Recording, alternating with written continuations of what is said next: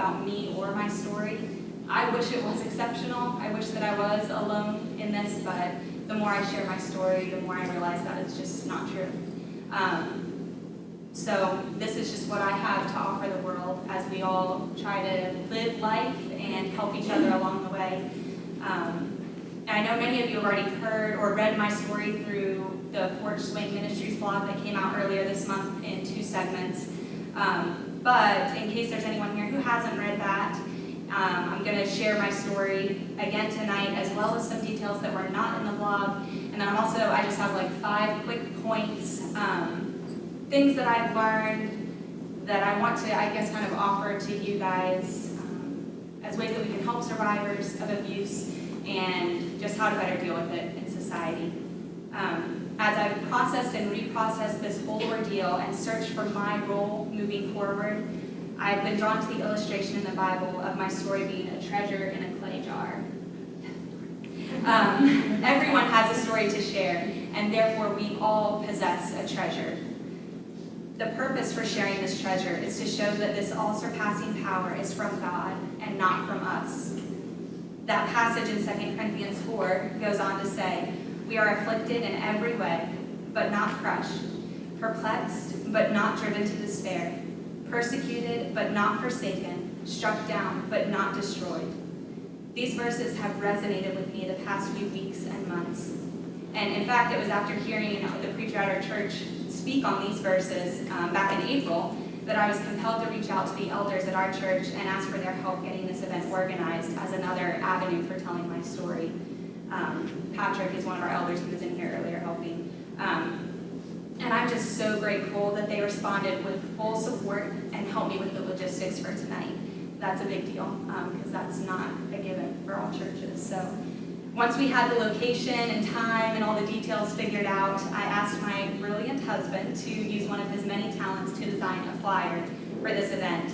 And he immediately and excitedly began telling me about this obscure Japanese art form called kintsugi. Has anyone heard of that? No, I hadn't either. It's the art of repairing broken pottery with golden glue.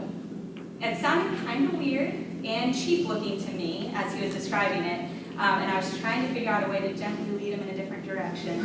But then he started showing me pictures, and I immediately fell in love with the beautiful technique and the beautiful analogy.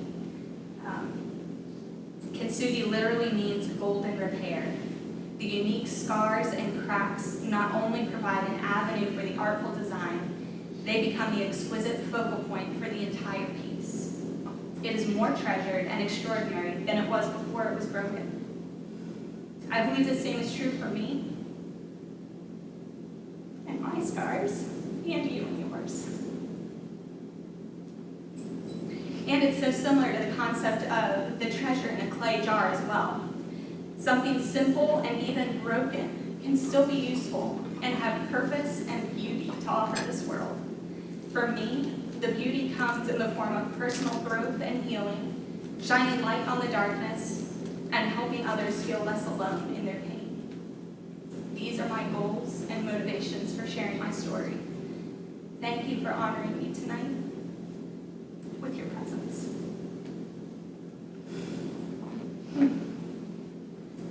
Let's start the story again. All right, so this is my story. I was born in Searcy, Arkansas in 1986. When I was 4 years old, my family moved from Arkansas to a suburb of Philadelphia, Pennsylvania. My dad had taken a job as the full-time preacher at a small church of Christ, and this is where I spent the rest of my years growing up. My dad was a very sociable and entertaining preacher and man. He was well-loved and a natural leader. My mom never worked outside the home, but took care of me and my 3 sisters as we grew up. We were a very close family and loved spending time together. I idolized my parents and truly thought they could do no wrong. And many people seem to feel this way about my parents and truly our whole family. People of all ages came to my parents for advice and counseling. Our family was esteemed and put on a pedestal as the ideal Christian family, not only in our home church, but also at the church camp we went to and in the Church of Christ community at large in the Northeast. And we not only accepted it, we relished it. My 3 sisters and I were and are very close. Sorry. My sister Brennan's here tonight. The normal bickering between siblings existed, but since all 4 of us were born within 4.5 years, we were very close in age and in spirit. My older sister and I shared a room and a set of bunk beds. We often stayed up way too late talking and got in trouble for it. So at some point, I began making a pallet on the floor instead of sleeping in the top bunk, so we could stay up talking as late as we want without getting in trouble. And I typically just ended up falling asleep there on the floor and sleeping there till morning. One night when I was about 13 or 14, I had fallen asleep on the floor as usual. But this particular night, my dad came in our room, put his hand under my shirt, and started fondling my breasts. I lay there frozen for what felt like an eternity, trying to figure out what was happening and what to do. Finally, I shifted my weight, hoping he would stop and leave, and he did. As I lay there in the dark, my mind went crazy. The thing I kept telling myself was that I could never, ever tell anyone about this. I thought about all the people that looked up to my dad and how this would affect them. I thought about our church family. I thought about my grandparents. I thought about my sisters. I thought about my mom. And my emotions caught up with my thoughts quickly. And before long, I was sobbing uncontrollably, and my desire to keep this a secret became impossible.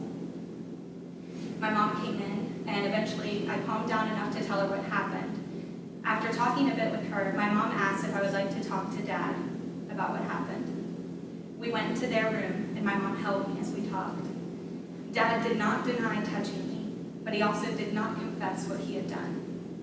He just kept saying I did the right thing in telling my mom. At some point, we decided it was a dream. I knew it was not a dream, but I wanted to believe it as much as my parents did, so that is the story we went with.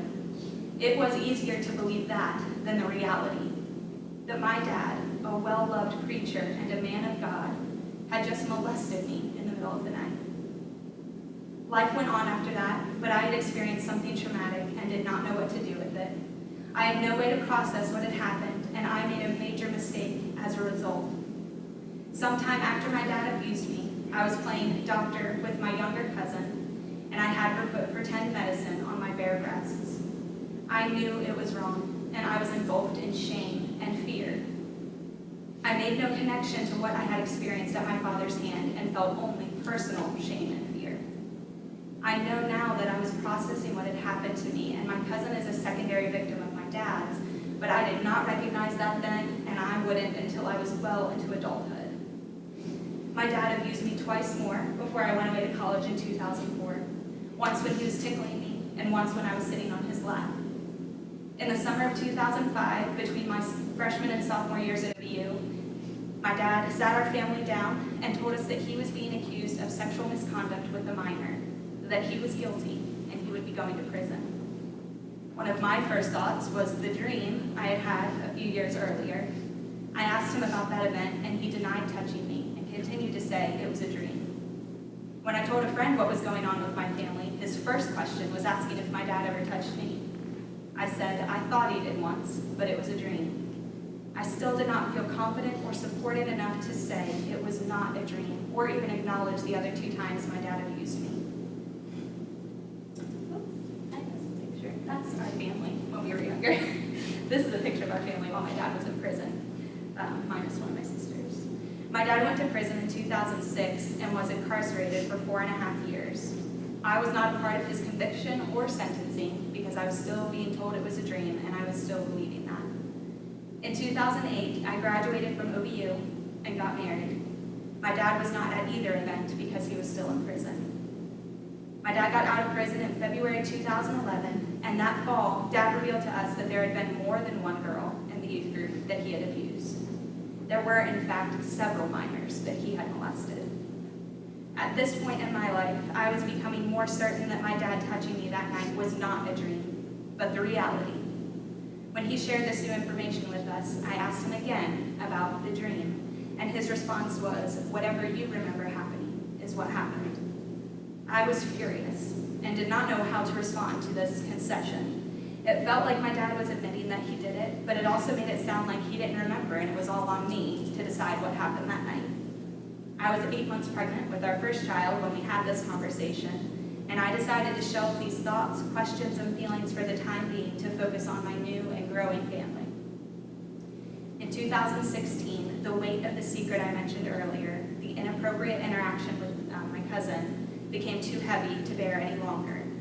I had never told anyone about this event, not even my husband, and the enemy was using my fear and shame to control me.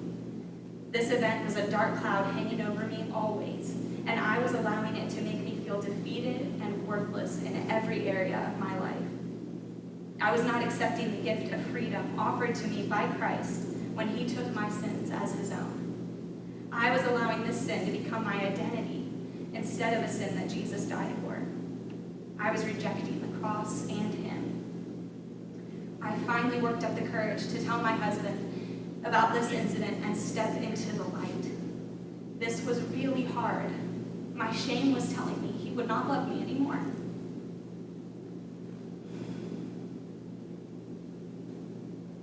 My shame was telling me he would be utterly disgusted with me. But my shame was lying to me. Andrew was the most forgiving, loving, and gracious husband anyone could ask for. And the enemy lost his power over me in that moment. Through Andrew's forgiveness and grace, I finally felt with my whole being the love and forgiveness that was already there through Christ, and I was no longer a slave to fear. I contacted my cousin, now an adult, and apologized for what happened that day. There is a definite connection between this event and what happened with my dad, and I was just beginning to see that. But for her healing and my own, I wanted to take full responsibility for that interaction. This was a hard conversation, and relationship has been lost there, but I am thankful that the secrecy about this event was put to death that day. Through this process of confessing, contacting, and apologizing to the person I saw as my victim, I became increasingly frustrated with my dad and how he had dealt with his abuse of me. I decided it was time to tell my dad that I knew without a shadow of a doubt that he had molested me that night, as well as 2 other times, which he claims not to remember, and that I was angry about the lies and manipulation that had continued in the subsequent years.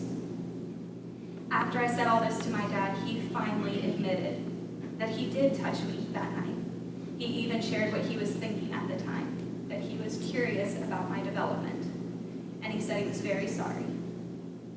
I did not think I needed my dad to validate what I already knew to be true, but it was incredibly freeing to hear from his mouth that he did it.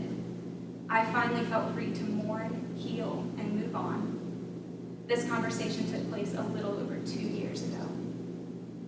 Since then, I have had many conversations with my parents about the abuse, the impact, and the next right thing for all of us, with the goal of moving forward in full reconciliation and relationship. The intensity and frequency of these conversations increased in March of this year as I prepared to share my story publicly in chapel at OVU. In conversations with my parents at this time, it became clear to me that truth is not a priority for either of them. Dad continued to insist that he did not remember abusing me the other 2 times, but didn't see the need to go to counseling about it or seek the truth. He was content to let it be something he didn't remember. His attitude about truth was cavalier and careless. My mom continues to stand by my dad's side as he chooses darkness instead of light, crosses boundaries, and manipulates conversations with others to protect himself, and she unwittingly becomes his greatest cover for any future abuse. I spent many years sidestepping the truth for the sake of stable relationship and outward peace, but that time has passed. The truth matters. Jesus says the truth will set us free, and I believe that with my whole heart. There's only real restoration in seeking the truth, facing reality, and living in the light. My parents and I had parted ways at this point relationally. I could no longer make my connection with them a priority when I realized how vastly different our goals are in the aftermath of my dad's abuse. It was difficult to make this decision and communicate it to them, but it was also one of the most liberating things I have ever done. That is my story in a big nutshell. Now, for the next few minutes, I would like to share 5 things that I have learned the past few months that I hope will be helpful to everyone here.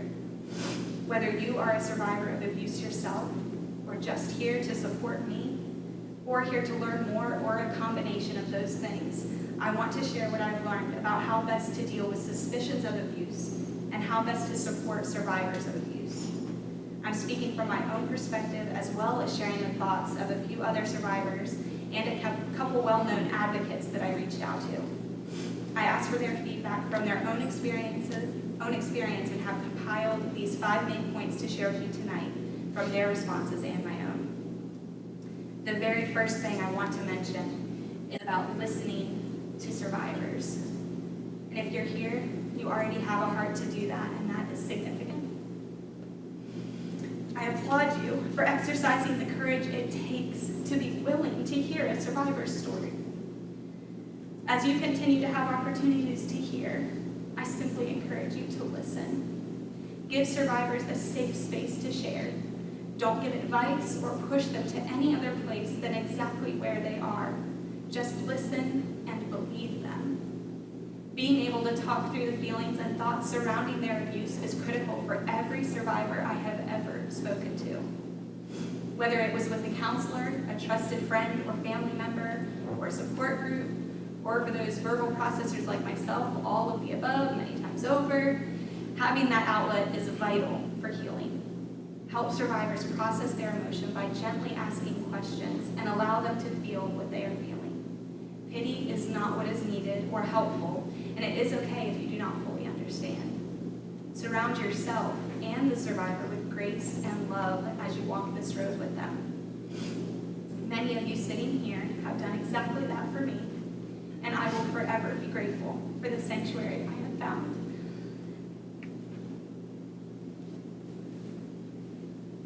In your listening ears and compassionate hearts. The next thought I want to mention is how ambiguous the word abuse is. It can mean so many different things. Just saying that someone was abused communicates very little of the reality that person is dealing with. And for that reason, the details matter. If a victim desires discretion, it should be given without hesitation or questioning. But the abuser does not deserve a buffer. And categorizing and labeling it abuse without actually describing what happened can be just that, a buffer to the truth. I will use my own story as an example, even though it is far from the worst I have heard. Which statement has the bigger impact? My dad abused me? Or when I was a young teenage girl sleeping on the floor of my bedroom inches away from my sister, my dad stuck his hand under my shirt and fondled my breasts.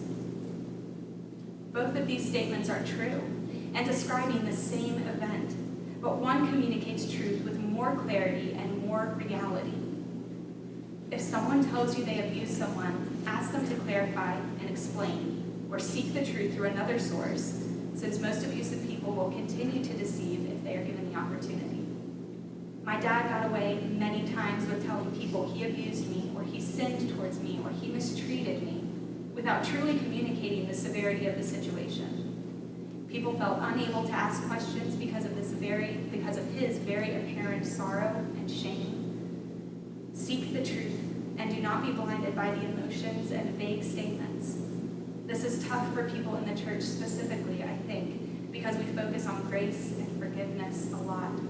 And those are beautiful things for which I personally am very grateful.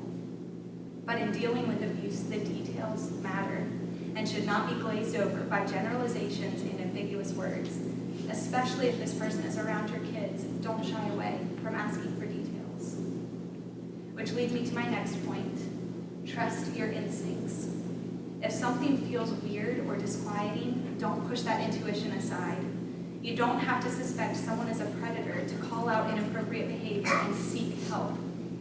We need to make it more acceptable in our culture to speak up when we see or experience something suspicious or uncomfortable, instead of being concerned into silence that we will rock the boat or hurt someone's feelings.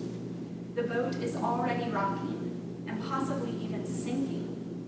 90% of child abuse victims know their abuser.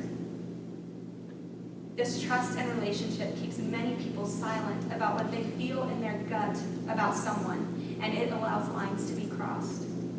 According to Feather Burkhauer, founder of Parenting Safe Children, intuition is our brilliant alarm system, and we do a tremendous disservice to ourselves and our children when we deny it. We should not, and truly do not want to, ignore our intuition and suspicions until they are confirmed and the true damage is already done. We need to act before it gets to that point, and we shouldn't have to make apologies or fear those conversations. Our culture needs an attitude adjustment when it comes to communicating and respecting boundaries. My next point is an earnest plea. If there is confirmed abuse or even a high suspicion of it, tell the authorities. Jimmy Hinton, a well-known sexual abuse survivor advocate, shared with me that victims almost always believe they are the only victim, when in reality, there are almost always several victims. Jimmy studies this topic extensively, and he said some experts estimate well over 100 victims per abuser. The authorities are trained and capable of bringing all of this to light. Christine Parker of Porch Swing Ministries states, no one, no person or entity, church, family, school, should ever, ever, ever, ever, ever consider handling allegations of abuse of any nature in-house. All allegations must be reported to authorities. They are the only ones equipped to investigate and determine guilt or innocence. They are the only ones objective enough. I strongly agree with Christine and wish with my whole being that my mom had done this the night I told her my dad abused me. Her intuition told her that it was possible my dad abused me. She even sat me down the day after it happened and told me she wasn't sure. But she chose to deal with it herself. She told our dad he couldn't go into our rooms at night anymore. She felt like that was enough. It was not. You may have heard the term mandated reporter, referring to the responsibility of doctors, counselors, police officers, social workers, and others to report suspicions of child abuse to local law enforcement. Every adult in the world should consider themselves a mandated reporter if you suspect or know of abuse. This is a calling for all of us if we want to be part of the solution and not part of the problem. My final thought I want to share with you tonight is healing and helping victims heal is hard work. Listening to stories of abuse is hard. Asking for details is hard. Trusting your instincts is hard. Reporting abuse, especially if it is a friend or a relative, is hard. Setting boundaries is hard. Seeking and facing the truth when it is horrific and nasty and overwhelming to our souls, senses, and spirits is hard. But it is worth it. If you are a survivor, be gentle with yourself. Seek help. Give it time. Healing is a journey, not a destination. Healing is a process, not a particular point. Healing looks different for everyone, and there is no time limit.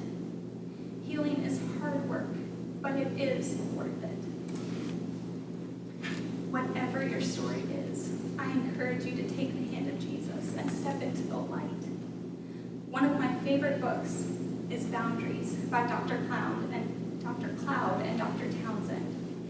In this book, they say healing always takes place in the light. I believe that's because God is there. 1 John 1:5-7 says, "This is the message we have heard from him and declared to you.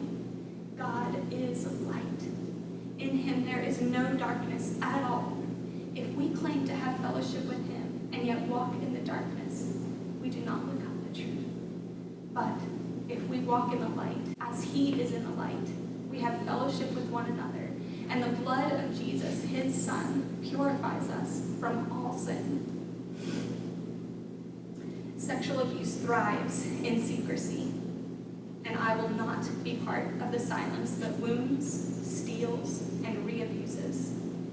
I stand with God as I defend the victim, the afflicted, and the brokenhearted, and bring all things to light as far as it depends on me. This is the reason I asked to share my story with you. I know that some of you here today share a similar experience to some portion of my story. And I feel confident in saying all of you have been touched by abuse in one way or another. You are not alone. As we share our most vulnerable pieces with each other, we will find healing, hope, and reparation. This is kintsugi in human form. It is the art of resilience. It is the art of embracing brokenness. It is the art of creating something beautiful out of fragments. And I will tell you, I honestly have no idea what I'm doing. There is no guidebook for life after sexual abuse at the hand of your father and a mother who chose your abuser instead of you. I'm just doing what feels right and healthy and true each day, and seeking help from those I trust every step of the way. Thank you for being brave enough to listen to the story of a broken, healing person tonight.